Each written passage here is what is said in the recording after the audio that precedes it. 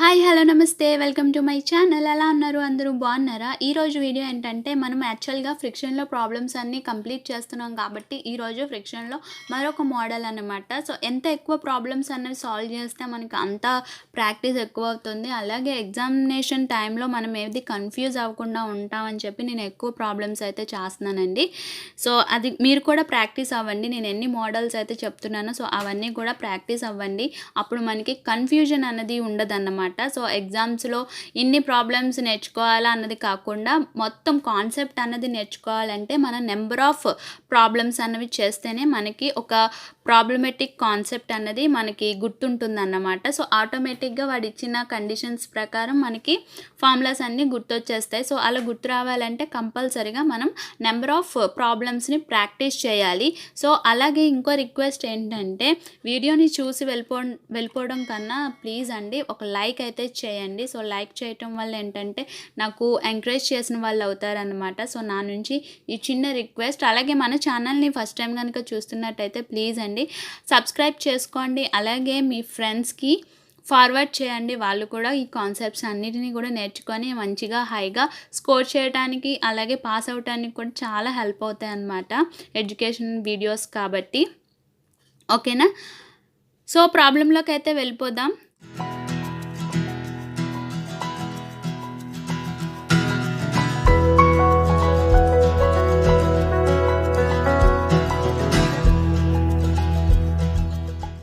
Problem వచ్చేసరికి effort of 1916 newtons is required just to move a certain body up inclined plane at angle 15 degrees. The force acting parallel to the plane ఏంటంటే the force acting parallel to the plane if the angle of inclination of the plane is made 20 degrees, the effort required again applied parallel to the plane is found to be 2254 newtons. Find the weight of the body and coefficient of friction. So ఇక్కడ చూడండి, ఇక్కడ first ఒక load ఇచ్చాడు, దానికి సంబంధించిన angle ఇచ్చాడు. Second ఇది ఒక యాంగిల్ ఇచ్చాడు, తర్వాత లోడ్ అనేది ఇచ్చాడు. సో ఏది ఫైండ్ అవుట్ చేయమన్నాడు? వెయిట్ ఆఫ్ ది బాడీ అలాగే కోఎఫిషియంట్ ఆఫ్ ఫ్రిక్షన్. ఇది ఒక మోడల్ అనమాట. సో ఇంతవరకు మనం పీ ఫైండ్ అవుట్ చేసాము, లేదంటే reaction force normal force find out చేసాము, అలాగే కోఎఫిషియంట్ ఆఫ్ ఫ్రిక్షన్ అనేది కూడా మనం ఫైండ్ అవుట్ చేసాం. కానీ ఇక్కడికి వచ్చేసరికి వెయిట్ గురించి ఫైండ్ అవుట్ చేయమన్నాడు అనమాట. సో అది కూడా రెండు డిఫరెంట్ ఎఫర్ట్స్ ఇచ్చాడు, అలాగే రెండు డిఫరెంట్ యాంగిల్స్ అన్నవి ఇచ్చాడు అనమాట. సో దీన్ని బట్టి మనం ఇప్పుడు ప్రాబ్లం అన్నది సాల్వ్ చేద్దాం. నెక్స్ట్ ఇంకోటి ఏంటంటే బాడీ అప్.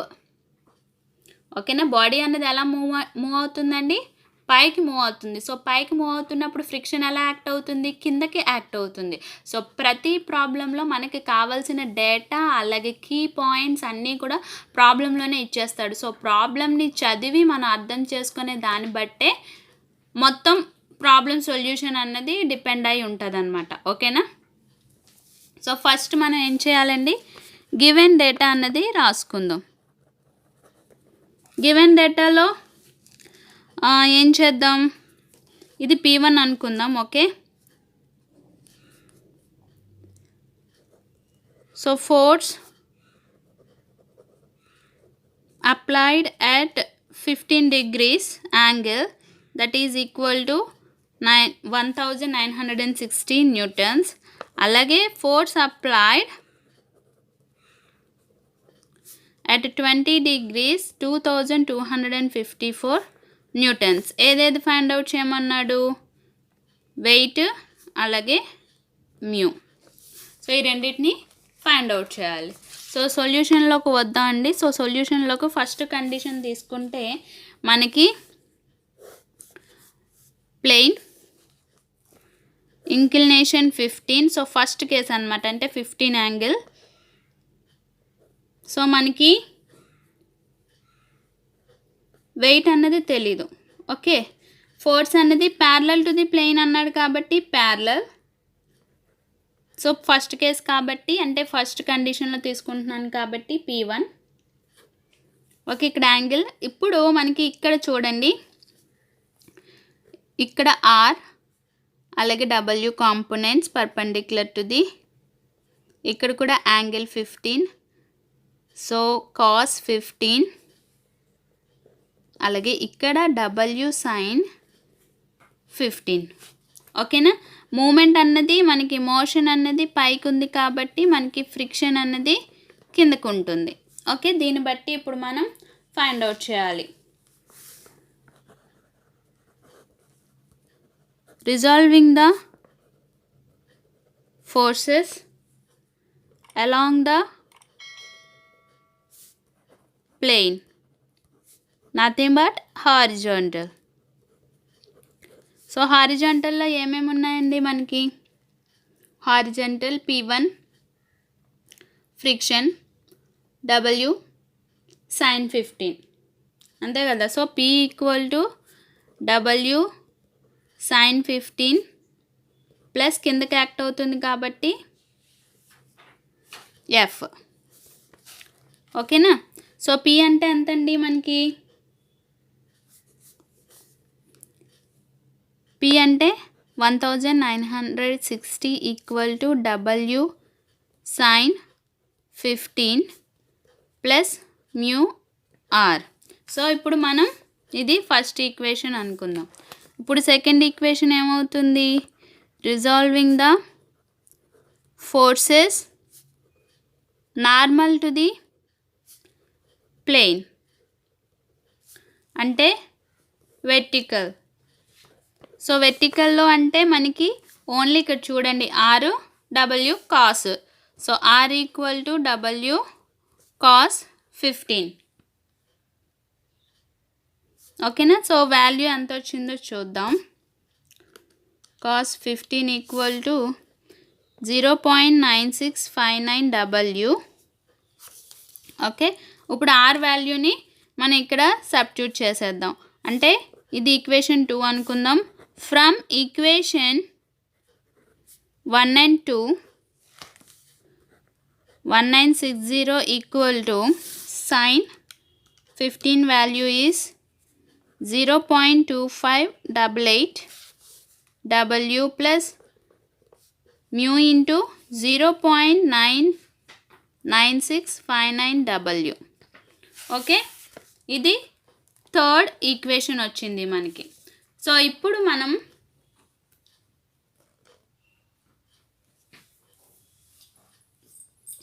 ఈ రెండిట్లో కన్సిడర్ చేస్తే మనకి W అన్నది కామన్గా ఉంది కదండి. సో W అన్నది కామన్ తీసేద్దాం. Wని కామన్ తీస్తే 0.2588 ప్లస్ 0.9659 మ్యూ ఇది వస్తుంది. ఓకే, ఇప్పుడు మనం కండిషన్ 2 అంటే మనకి ఫోర్స్ అప్లైడ్ అట్ 20 degrees దగ్గర మనం చూద్దాం. ఓకే, మళ్ళీ డయాగ్రామ్ డ్రా చేసుకోవాలి.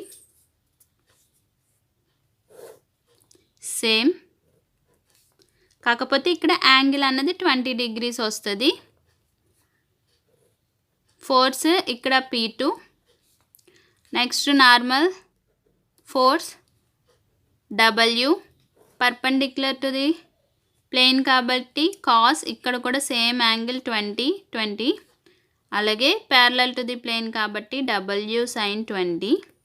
ఓకేనా. మోషన్ అన్నది పైకి ఉంది కాబట్టి మనకి ఫ్రిక్షన్ అన్నది కిందకు ఉంటుంది. ఓకే కదా. సో ఇక్కడ సేమ్ మళ్ళీ దీనికి కూడా resolving the forces along the plane nothing but a horizontal. So హారిజాంటల్కి వచ్చేసరికి P2 F W sin 20. Okay, అంటే P2 W sin 20 plus F. So P2 అంటే ఎంతండి మనకి?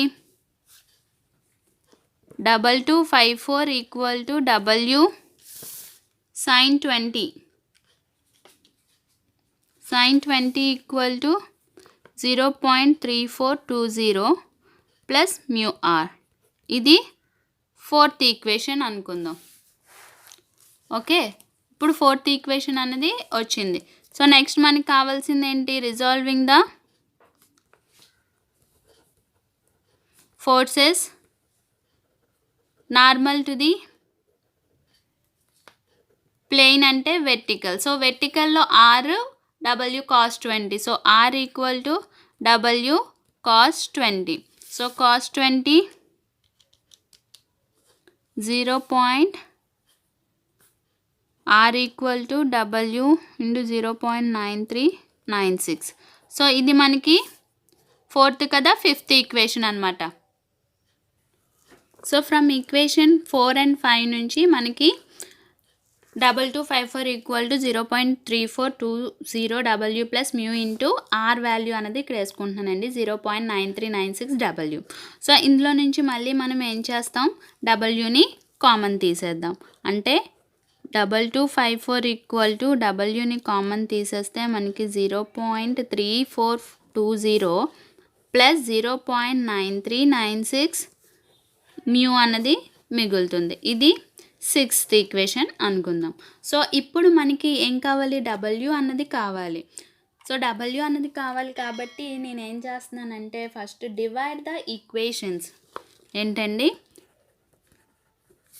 Divide the equation 6/3.